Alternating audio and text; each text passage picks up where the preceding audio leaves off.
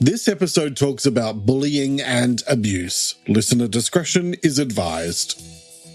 Have you ever been bullied? What are the effects of bullying on your mental health? And how can you recover from being bullied? That's what I'm talking about this week here on Let's Talk About Mental Health, the weekly podcast that helps you look after your mental health with simple ideas you can put into practice immediately. So get comfortable and let's talk about mental health. Hello and welcome to episode 184, and thanks so much for joining me as I talk about bullying and mental health. I'm Jeremy Godwin, and I share practical tips for improving your mental health based on quality research and my own personal experience of learning how to live with anxiety and depression following a breakdown in late 2011 that completely changed my life. Each week I look at how to improve one specific aspect of your well-being. In this episode, I'll be talking about what bullying is, why it has such an impact on our mental health, and how to deal with and recover from being bullied. So, let's talk about bullying. If you've ever been bullied at any point in your life, either when you were younger or as an adult, then you know how horrible it can feel and just how long the after effects linger around for, eating away at your self-confidence and self-worth. I was bullied throughout nearly all of high school, and I've also copped it a few times in the workplace, and every single time it made me feel like absolute rubbish. However, with a lot of time and effort, I've been able to work through all that, and now I make a point of talking very openly about what I experienced, and more importantly, how I was able to heal from some fairly traumatic stuff. And I do that because I genuinely feel like we just don't talk about how to heal from bullying enough. So that's what I'm covering today, and I'm hoping that by the end of this episode, you'll feel ready and able to take on the world and start your own healing process. I'm just going to say this up front so you know a little bit of what to expect today. In my life, I have never come across a single bully who was the type of person that I would even remotely respect if they weren't bullying me.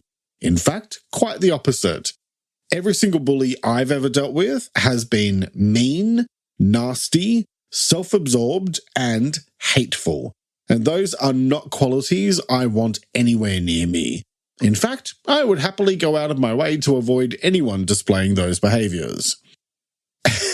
And I mean, this is a massive generalization, but basically every bully I've ever encountered seemed to be barely a single line of DNA away from being a Neanderthal, and usually with much worse teeth. Now, that's the sort of thing that you don't actually say to a bully if you want to live. As tempting as it may be to point out their losing ticket in life's lottery of intelligence, usually all that will do is piss them off and make things worse. Realistically though, we can't just avoid bullies because they're everywhere, both in real life and online, where they seem to thrive. And so it's necessary to have a bunch of tools and techniques up your sleeve that you can pull out when you need to dodge some nonsense from someone with the IQ of a houseplant. And if you're worried that I might be bullying the bullies by making fun of their shortcomings, then let me just say that I feel like there's a line between bullying and calling out other people's crappy behavior, and anyone who chooses to actively do harm to another human being is going to find themselves being called out by me over and over again. Before we get into all the good stuff around how to tackle these types of people, let's get ourselves on the same page with some definitions. So let's talk about what is bullying. Bullying is a repeated, intentional behavior that involves some sort of power imbalance, whether that's real or perceived, which I'll come back to in a second.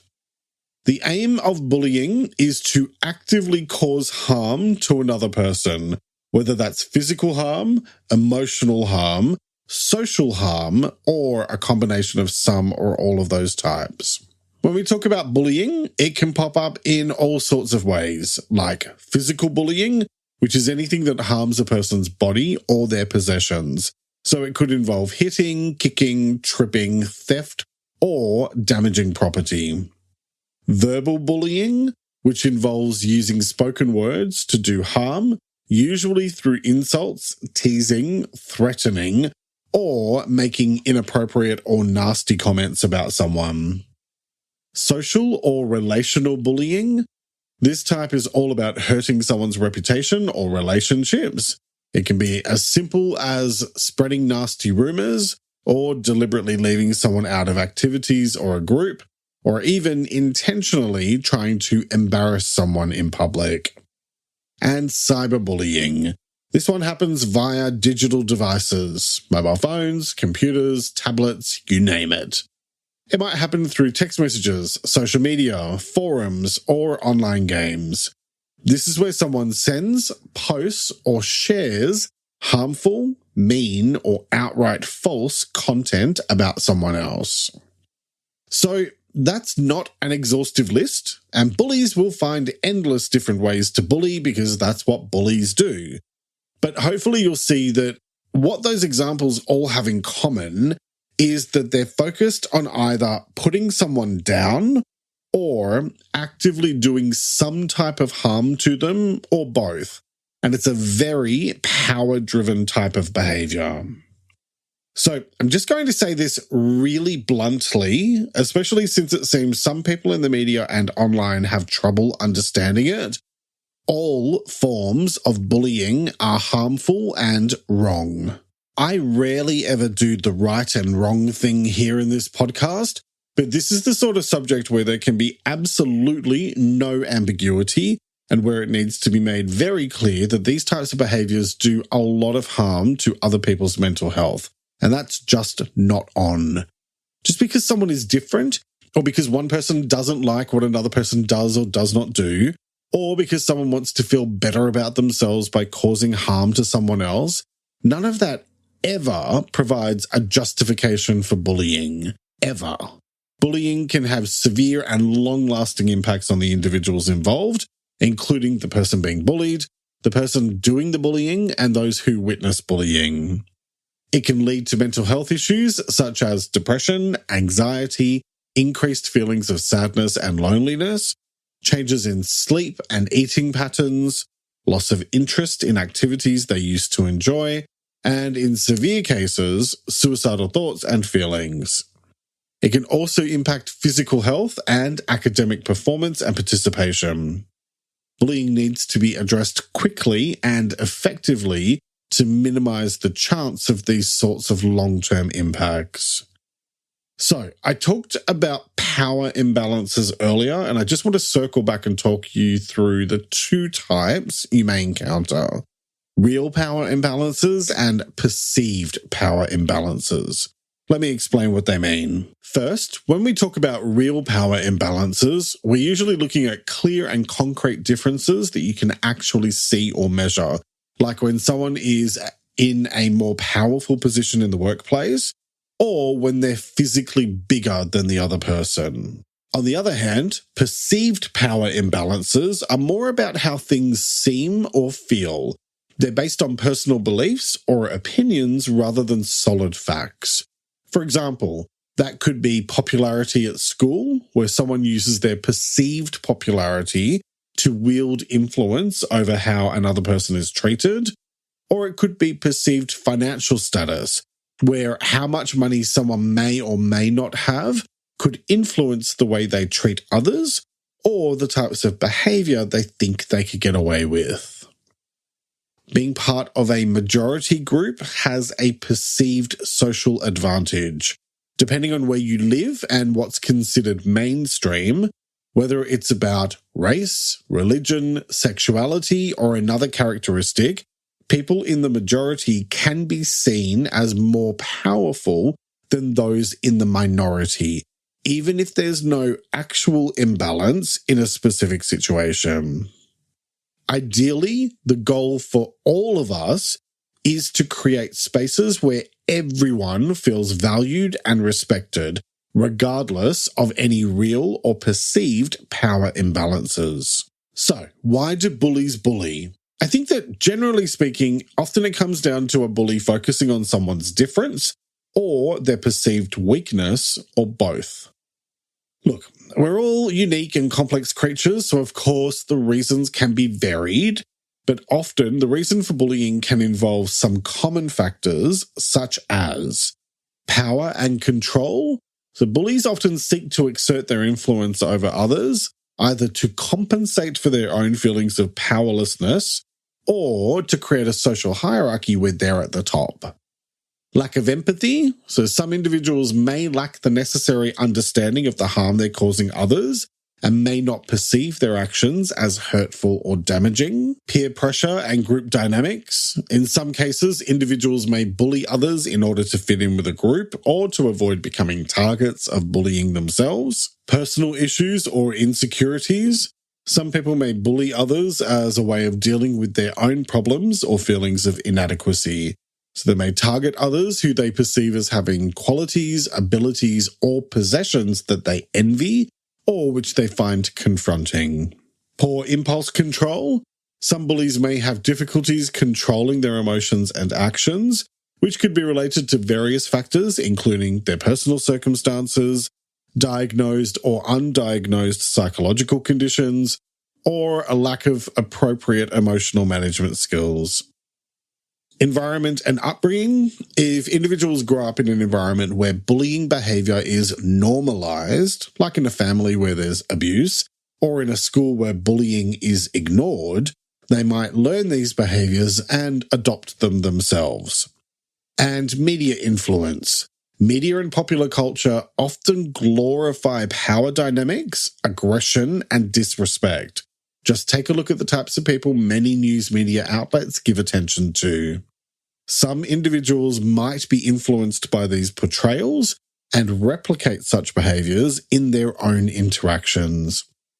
Or, just maybe, the person bullies because they're a dick, and they think they're better or more entitled. Here's the thing.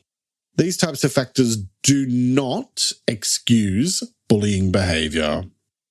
Understanding these reasons can help in developing strategies to prevent and address bullying. Intervention, education, empathy training, and creative supporting environments can all be part of a comprehensive approach to stop bullying. However, I will say that understanding is important, but victims of bullying must be protected and cared for first and foremost. That is very likely a personal opinion rather than a purely professional one, and I say that because I'm well aware of the fact that it's impossible for me to be purely objective on this subject.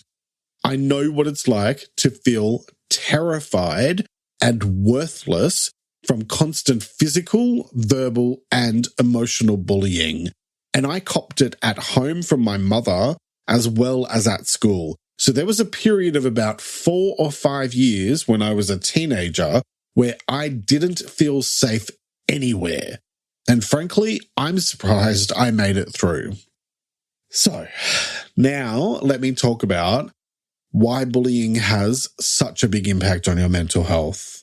When we're talking about being bullied, it's important to remember just how much harm it can do to your mental health, like I said earlier, and there are loads of different reasons for that. Firstly, it's about feeling safe. Bullying can shake up this sense of safety that is so fundamental to our needs as human beings, especially when it's happening somewhere that should be a safe space, like school or home. That kind of continuous stress and fear can lead to issues like anxiety. Then there's self-esteem and self-worth. If someone's constantly being criticized, embarrassed, or left out of things, then logic would suggest that they might eventually start thinking there's something wrong with them, or even believe they deserve this kind of treatment, which can lead to feelings of depression and loneliness.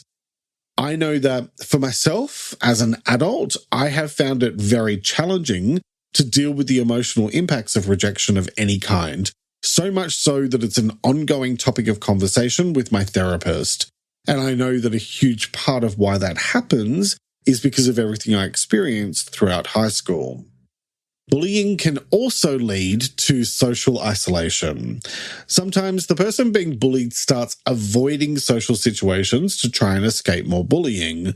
Or, like I said earlier, they might be purposely left out by others, which in turn creates more social isolation. We're all social beings, so this can make feelings of loneliness and depression even worse. Beyond that, the ongoing fear of being bullied also creates an enormous amount of stress. Over the long term, that can lead to mental health problems like anxiety and depression, and it can even have an impact on physical health, causing things like sleep problems and lower immunity. In some serious cases, bullying can be traumatic. This is especially true when it involves physical or sexual harm, and it can lead to something called post-traumatic stress disorder, PTSD, or other mental health issues related to trauma. And I covered trauma back in episode 118. Lastly, even though bullying can happen to anyone at any age, let's take a moment to specifically talk about children and young people who are still growing mentally and emotionally. For them, bullying can be particularly damaging. The stress and emotional upset caused by bullying can affect their brain development, learning, and even their ability to form healthy relationships long after the bullying has finished and well into adulthood. What I do want to say, and maybe this is a bit of me getting on my soapbox, and so be it, is that bullying isn't a term that should be used lightly, and it's certainly not okay to use it just because you don't like what someone is saying to you. There's a real intentional harm thing that underpins bullying, and so when the term gets misused, I feel like it almost diminishes what people who have been really bullied have to go through.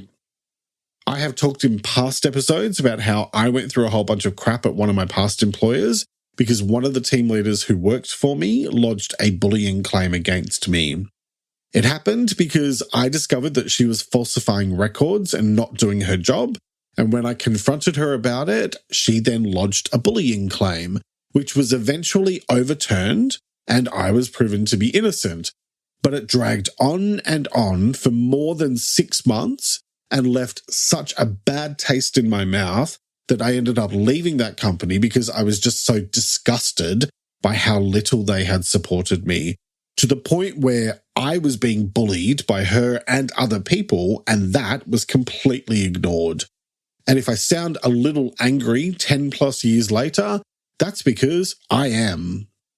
I've made my peace with it now, and it's in the past, but accepting something doesn't mean you have to forget about it or stop being angry about it. And so I choose to talk out about my experiences, both there and in other jobs, and also when I was severely bullied in high school, because speaking out robs those events of any power they might have once held over me. I am not reduced by what happened. I am empowered by speaking openly about it and ensuring that others don't go through what I went through. So, getting back to my original point, bullying can lead to some very serious and long-lasting mental health issues. And that's why it's absolutely crucial to deal with things quickly if you're being bullied, as well as why it's important to work on the after effects so that you can heal, instead of just pretending everything's fine and then having your trauma bite you on the butt one day when you least expect it. So, how do you do all that? Well, let's get into the how-to part of today's episode, and let's talk about how to deal with and recover from being bullied. Okay, so I'm going to talk about how to deal with bullying when it's happening, and then I'll spend some time going over how to recover longer term. If and when you're faced with bullying, first, stay calm, because often what a bully wants is an emotional reaction, which feeds into the whole power thing. So, by not showing fear or anger, you just might deprive the bully of the reaction they're hoping for. If you feel safe enough, be assertive and tell them that their actions are not acceptable. For example, you might say, "I feel upset when you say those things to me, and I would like you to stop." Next, avoid retaliation, because responding aggressively or trying to fight back will probably just escalate the situation. It's better to avoid giving the bully an excuse to continue their behavior. And that leads to my next point: get away from the situation. And by that, I mean to remove yourself from the situation as soon as you can, if at all possible. Go to a safe place where you can be with supportive friends or trustworthy people. Next, tell someone you trust. And this is probably the most important thing. You may feel like you shouldn't talk about it, or you might feel embarrassed or ashamed, but you need to talk to someone. I know now that if I had told people about how emotionally and physically abusive my mother was, things would have turned out quite differently, and I wouldn't have felt so alone for so long. So, talk about the incident with a trusted friend, family member, teacher, or work colleague. They can provide support, advice, and may be able to intervene on your behalf or help you report the matter. Next, keep a record of any bullying incidents, including dates, times, locations, what was said or done, and who was involved. If the bullying happens online, take screenshots. This documentation can be helpful later if you decide to report the bullying or if things become worse.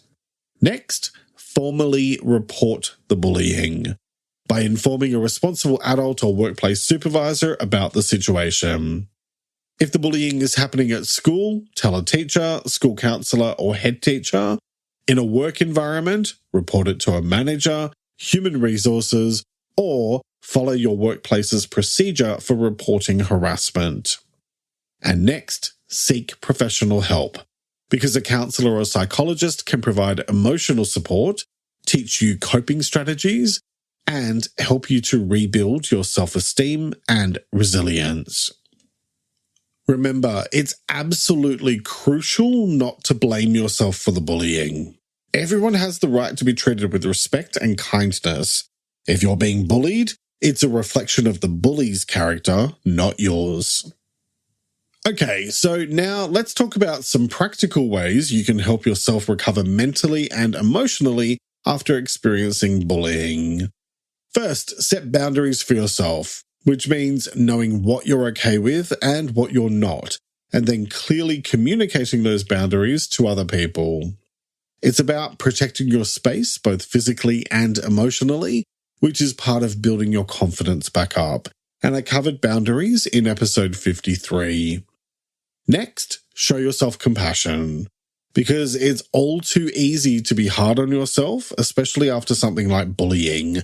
But you are not responsible for the choices somebody else made. And the fact that they're a dick who likes to bully people bears no reflection on just what a wonderful human being you are. So treat yourself with kindness, don't blame yourself for what happened, and give yourself the space you need to heal.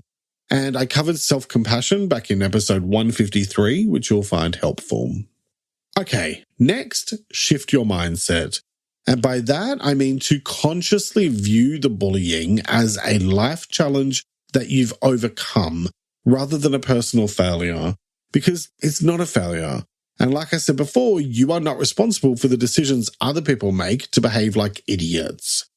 Instead of beating yourself up, remind yourself that you made it through a very tough time, and that shows strength and resilience. Recognizing this can change your perspective and help you to heal, and help you to find your own closure, which I covered in episode 178. Next, challenge negative self-talk. If you catch yourself thinking negative thoughts about yourself, stop and question those thoughts. Are they actually true, or just fears and insecurities brought on by the bullying? Counter these negative thoughts with positive affirmations and self-praise. Next, practice forgiveness, which might seem like a tall order, but it can be a powerful tool for healing. This doesn't mean forgetting what happened or excusing the bully, but rather releasing the hold that this negative experience has over you. One way to do that is with my next point, journal, because writing is an excellent way to release your thoughts and feelings. It can help you process the bullying experience and track your healing. Plus, it's a safe space to vent, which can be incredibly therapeutic. Next, develop your coping skills. And that might mean learning relaxation techniques like deep breathing or meditation, or finding creative outlets like drawing or playing an instrument, which can all help you handle emotional distress. Everyone's different, so it's about finding what works for you, and I talked about healthy coping mechanisms in episode 179. And if you're dealing with bullying at work, then you'll find even more practical tips in the short video version of this episode, available on YouTube and Spotify. Because when it comes to bullying and mental health, what it all boils down to is this: being bullied sucks. It sucks when it's happening, and it will keep on sucking days, weeks, months, and even years later. One of the hardest things to accept for victims of bullying is the randomness of it. The way that one person decides that they're better or more powerful than someone else, and so decides to make the other person's life hell, sometimes for no reason other than the fact that they can. It's not personal. It feels personal, but it's actually not. And you are not responsible for the fact that the bully is a complete piece of trash who doesn't know how to behave like a decent human being.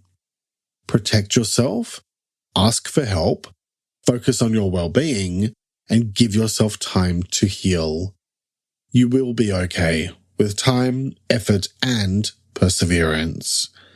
The choice is yours, as it is with all things related to your well-being. So, what choice will you make today? Each week I like to finish up by sharing a quote about the week's topic, and I encourage you to take a few moments to really reflect on it and consider what it means to you. This week's quote is by an unknown author, and it is: "A healthy mind does not speak ill of others." Let me repeat that. A healthy mind does not speak ill of others. All right, that's nearly it for this week. Next week, I'll be talking about aging. Whether we like it or not, every day we grow a little older. Not necessarily wiser, but definitely older. A lot of people struggle with that fact, either consciously or subconsciously. And I've personally found that in my 40s, my attitude towards aging has changed and evolved significantly, probably because I'm reminded of it on a daily basis when I look into the mirror. So, how can you age in a mentally healthy way? Well, that's what I'll be talking about next week. I'll be covering what aging is and what it isn't, why a healthy attitude towards aging matters, and how to age well for the sake of your mental health. I hope you'll join me for that episode, which will be released on Sunday the 25th of June 2023. Make sure you hit follow on your preferred podcast platform to stay up to date with new episodes. You can watch a mini video version of this episode full of tips for how to deal with bullying at work on Spotify and YouTube. And if you'd like even more tips to help you look after your mental health, then sign up for my free newsletter Thursday Thoughts, plus follow my 2 Instagram accounts, LTA Mental Health and It's Jeremy Godwin, where I post extra content daily. Plus, if you become a supporter on my Patreon, you'll receive exclusive extra content, as well as early access to my episodes. You'll find all of those linked in the episode description and in the transcript at ltamh.com. Thank you very much for joining me today. Look after yourself and make a conscious effort to share positivity and kindness out into the world, because you get back what you put out. Take care and talk to you next time. Let's Talk About Mental Health is an independent program proudly produced by Reconnaissance Media, helping you find meaning and gratitude. For more information, visit reconnaissancemedia.com.